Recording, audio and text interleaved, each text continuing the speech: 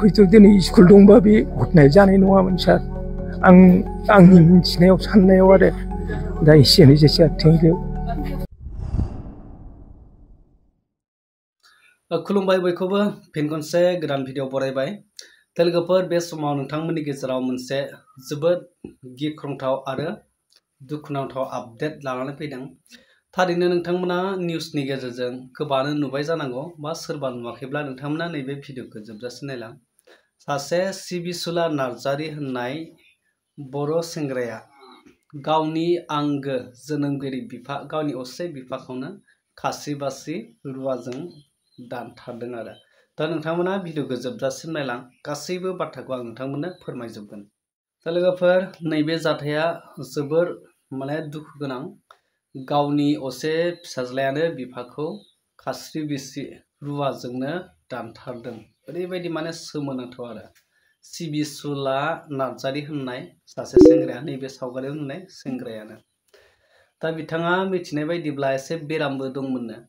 गोबाव समनिफ्रायनो बेरामाव नाख्रेबजानाय आरो बिथाङा जाय सेंग्राया बिफाखौ दानथारदों बियो आर्सारि खेलाबो गेलेयोमोन जाहैदों सिगाङाव। आर्सारि खेला गेलेदोंमोन। दा बिदिनो मानसिया एसे साननायफोरा बेलेग बेलेग जाबाय खोमा आरो माखासे बाथ्राफोरखौथ' नोंथांमोना नैबे भिडिअखौ जोबजासिम नायलांब्ला बुजिगोन। थ' जोबोद साननो गोनां। नोंथांमोना गासैबो नुदों जानांगौ बे ससियेल मिडिया आरो निउस पर्टेलनि गेजेरजों नोंथांमोना गोबां नुखाबाय जानांगौ। जुदि नुवाखैब्ला नोंथांमोना जोबजासिम नाय। थ' आं नोंथांमोननो सिगाङावनो नैबे भिडिअ क्लिपखौ दिन्थिनो नागिरदों आरो बेवहाय माखासे गामिनि गावबुरा आरो जाय फिसाज्लाया बिफाखौ दानथारदों बेनि बिमाया मा फोरमायखो नोंथांमोना ससे भिडिअ क्लिपखौ नायनानै लाग्रो।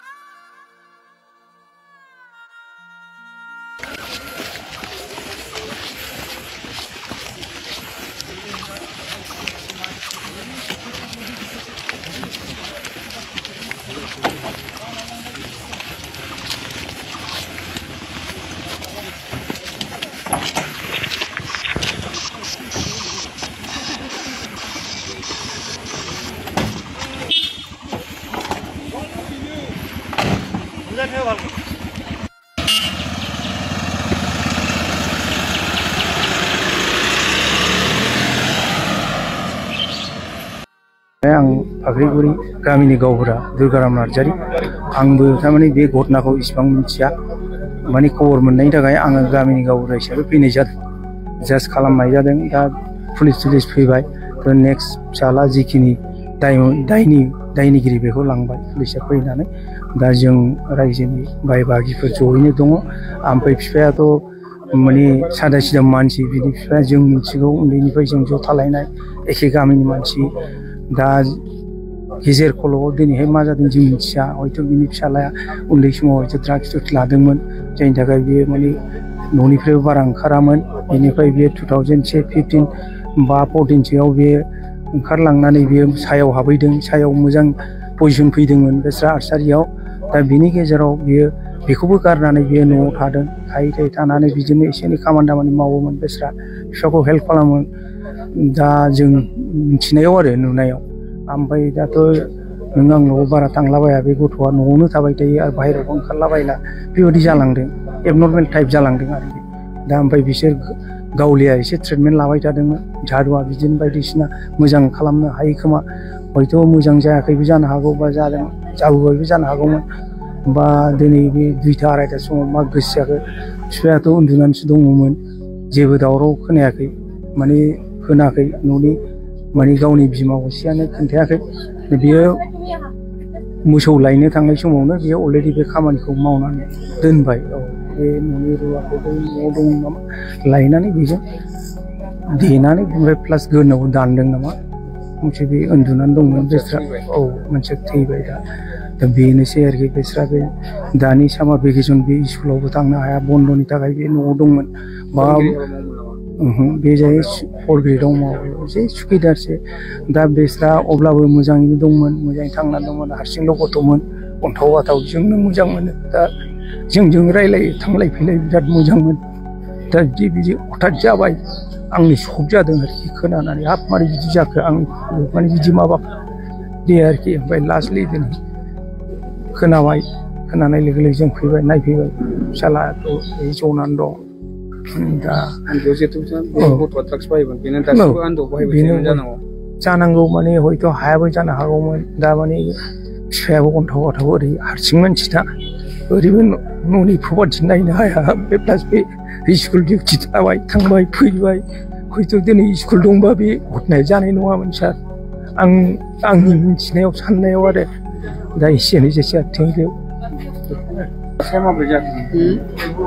फिसालायानो दाननाय जाहैबाय रावबो गैयामोन गथ'फ्राबो बाहेरायाव जोबसोमोन ओमफ्राय आं दंमोन आरो आं मोसौ सानसुआव माबा हैयोना मोसौखौ बोथोर होयो थांदोंमोन आं ओमफ्राय बिफाया बेयावनो जौ एसे लोंनानै ओंखाम जानानै उन्दुनानै थादोंमोन ओमफ्राय मा हथात बिदि जाखो मिन्थिया गथ'आ मा हथात बेबायदि रागा जोंखो दावरावबो जायाखै 26फोर जाबाय खोमा मानसिया बेमाराव दंखायो गथ'आ गोबावसै आगोलावहाय आसारि गेलेयोमोन बैयाव बिनिफ्रायनो बोरैबा जाबोनानै 7 बोसोरसो जाबाय बेमार जानाया बियो औ बाय खेला गेलेयोमोन बे मोनथिला ओहो ओमफ्राय न'आवथ' जेबो निसा जाया बे थांखु पर्यन्त जेबो जाया जौ लोङा जेबो निसाखौनो जाया ओहो नांलायाखै दिनैथ' जेबो दावराव गैया बेहाबो दलरसो उन्दुफैदोंमोन हथात बोरै बिदि जाखो रुवा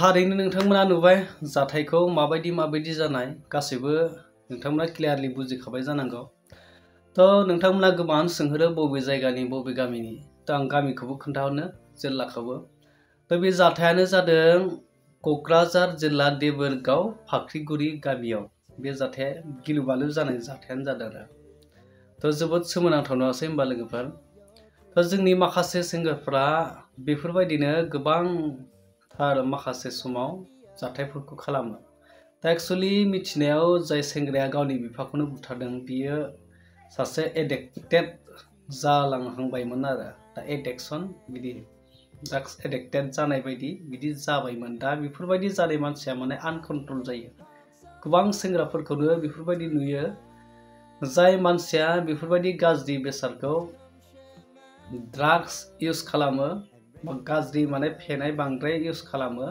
दा बेफोरबायदि मानसिया माने कन्ट्रला माने धोर्जोआनो बिराद खमायलाङो आरो धोर्जो सक्ति होननाया आनकन्ट्रल जाखायो माबा मोनसे बुंब्लाथाय रागा जोंनाय माबा मोनसे थोनबाथाय रागा जोंनाय सहायनो हाया गोरा गोरा बुङो दा बेफोरबायदि जाखायो दा जोंनि बर'फोर जाय बर' हारिनि गेजेरावबो गोबां सेंग्राफ्रा दा बेफोरबायदि इउज खालामनायफ्रा दङ दा माने सम सम जोंनि बर'फोरनि गेजेरावबो बेफोरबायदि माखासे गिलु बालु जाथायफ्रा बैफोरबायदिनि थाखायबो जानो गोनां जायो आरो जाय माने एडिक्टेड जानाय बैफोरबायदि सुबुंनि थाखाय बेफोरबायदि जाथाया जायो दा बेखायनो जों गासैबो बर' लाइमोनफ्रा सेंग्राफ्रा गोजान थानो नाजानांगौ आरो बेफोरनिफ्राय गाव गावनि भबिसतखौ गाव गावनि लाइफखौ दानो नाजानांगौ जुदि बेफोरबायदियाव एडिक्टेड जानाय जुदि लाइनाव थांबाथाय भबिसतबो गैला लाइफबो गैला दा बेफोरबायदि माने बरबाद जाखायो बिथिं मानसियाबो धोर्ज गैया आरो बे बुस्थुखौ मोनाब्लानो फाग्ला बायदि जाखायो सोरखौबा बुनो होनबाथाय बुनो दाननो होनबाथाय दाननो